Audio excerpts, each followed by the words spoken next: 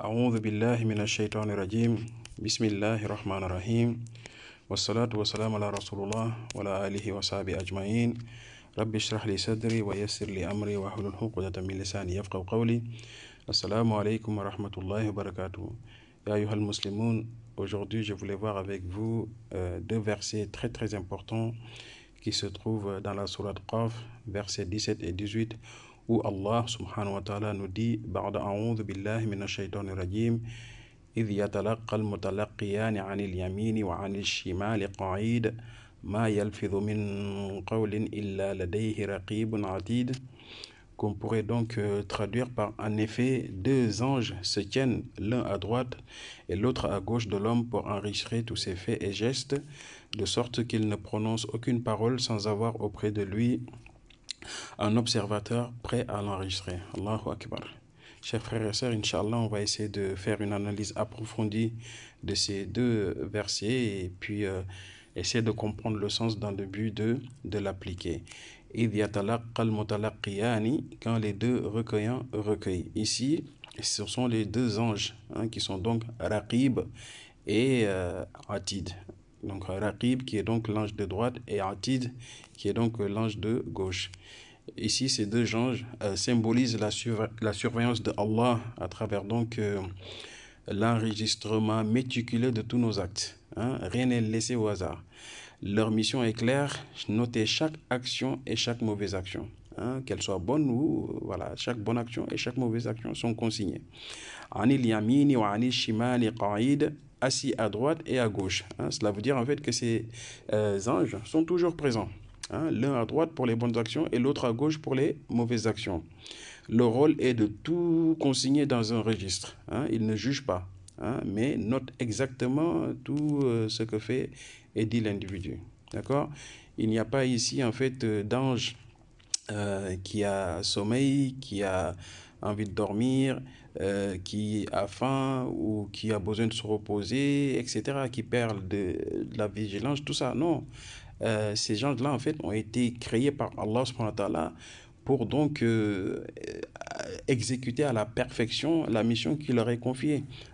Pendant que nous, on dort, ils sont là. Pendant qu'on reste éveillé, ils sont là. Donc, tout ce qu'on fait, et ces gens sont présents. D'accord? Donc, ma yalfidhu min qawlin.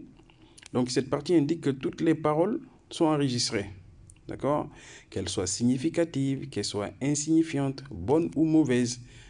Cela inclut également les paroles réfléchies, spontanées, paroles bienveillantes ou blessantes. Et ceci donc doit être un rappel sur l'importance de la communication responsable.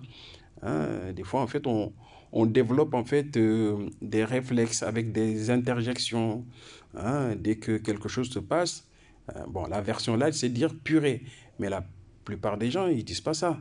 Ils disent en fait cette version choquante ou constitue en fait justement un argument contre eux le jour de Yom Al-Qiyam. Parce que tout ce qu'on dit, encore une fois, c'est noté par les anges. Donc, il ne faut pas banaliser en fait les paroles. Illa ladayhi raqibun atid. Donc, sans avoir auprès de lui un observateur prêt. Raqib, qui est donc celui qui surveille et qui ne rate rien. Et atid, c'est celui qui est prêt, qui est donc prompt à accomplir sa tâche sans délai. Allahu Akbar. Kiraman katibin ya'lamuna ma taf'alun. Ce sont donc des scribes qui savent exactement tout ce qu'on fait. Et ces qualificatifs qui sont utilisés ici soulignent la perfection en fait du système, du système de Allah. Rien n'est oublié, rien n'est négligé. Chaque mot, chaque action sera présentée le jour du jugement dernier. Ici, il ne s'agit pas en fait de caméras de surveillance qui peut tomber en panne parce qu'il n'y a pas d'électricité ou parce que tout simplement l'appareil ne fonctionne plus. Non, ici c'est un système infaillible qui a zéro défaut. Allahu Akbar. Les leçons qu'on peut tirer ici, en fait, c'est quoi? Il y en a plusieurs, mais Inch'Allah, on va se limiter à 4 pour ne pas faire très long. Alors, c'est quoi? C'est la conscience de la surveillance divine. Ces versets rappellent que l'homme est toujours observé. non seulement par les anges, mais surtout par Allah. Et cette conscience est une invitation à la piété, à la taqwa. Hein, plus on réalise qu'on est surveillé, donc moins justement on a le droit à l'erreur. Hein, on doit donc avoir cette conscience-là qu'on est tout le temps surveillé et on doit développer par conséquent notre taqwa, qui est donc la crainte révérentielle envers Allah subhanahu wa ta'ala. Deux, c'est quoi? C'est l'importance de la parole. La parole est une action fréquente et parfois anodine. Hein? Pourtant, Allah montre ici en fait qu'elle peut avoir du poids. D'accord? Donc les paroles peuvent être une source de récompense comme les vikrs, hein, les paroles de vérité, encouragement, etc. Mais aussi, ça peut être aussi des paroles de péché qui engendrent les péchés, comme le mensonge, calomnie, médisance, insulte, etc. Hein? Et donc la troisième leçon ici, c'est quoi? C'est la responsabilité personnelle. Hein? Ces versets renforcent l'idée que chaque individu est responsable de ses actions et paroles. Personne ne peut fuir cette responsabilité. Et la quatrième leçon ici, c'est quoi? C'est la justice parfaite de Allah. D'accord? Lors du jugement dernier, hein, tout sera présenté avec précision. Il n'y aura ni injustice ni omission. Hein? On sera tous jugés en toute équité. Et donc, les conseils qu'on peut donc tirer de ces versets sont nombreux. Inch'Allah, on va s'en limiter à 3.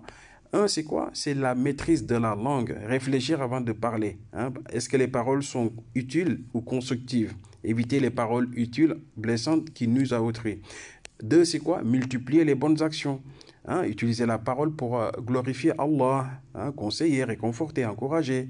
Hein? C'est simple, mais si c'est sincère, Inch'Allah, ça augmente en fait la balance de bonnes actions.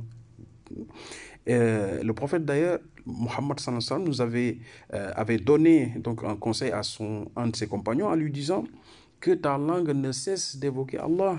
Hein? Donc ça veut dire quoi? Pendant qu'on fait la cour, pendant qu'on fait la cuisine, les courses, pendant qu'on marche, etc., on peut profiter de ces moments-là pour faire beaucoup de dhikr. Hein, subhanallah, walhamdulillah, wallahu akbar, wa la ilaha illallah, wa la hawla wa la quwwata illa billah, la ilaha illallah wahdahu la sharika lah, lahul mulk wa lahul hamdu wa huwa ala kulli shay'in qadir, astaghfirullah, etc. Donc, on profite de ces moments-là pour faire beaucoup de dhikr. Hein? Et donc, le troisième conseil, c'est quoi? C'est se repentir régulièrement. Hein, si les paroles ou des actions répréhensibles sont enregistrées, il est toujours possible de demander pardon à Allah subhanahu wa ta'ala. Hein, et la porte du repentir reste toujours ouverte tant que l'individu est en vie. Hein, donc, Inch'Allah, khair. Profitons, Inch'Allah, de ces versets, Inch'Allah, pour essayer de nous améliorer par rapport justement à nos comportements, par rapport à nos propos. Hein. Et donc, en conclusion, ces versets donc, doivent inciter le musulman à être vigilant, à adopter une vie consciente, où chaque parole, chaque action est pesée. Hein. Il renforce également le sentiment en fait, de la justice de Allah.